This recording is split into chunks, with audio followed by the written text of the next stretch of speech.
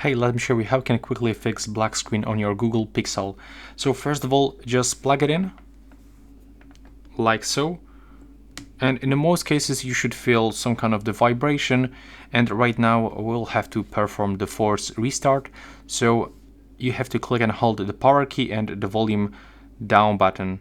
If it is not working, then go for the up button. So in my case, I'm gonna start with the volume up and the power key at the same time. Just hold both buttons for around 10 seconds. And after that, we'll be able to release and the phone will turn off.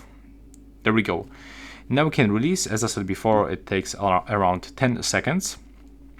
And now, after another like 5 or 10 seconds, the phone will turn on back.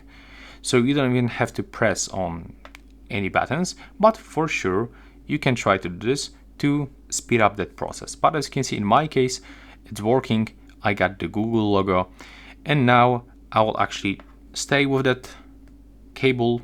Probably your phone runs out of the battery, so in the most cases, this one will fix this. But if the black screen keeps turning on over and over, then I will simply try with a few simple steps. So I will first of all check for some software updates.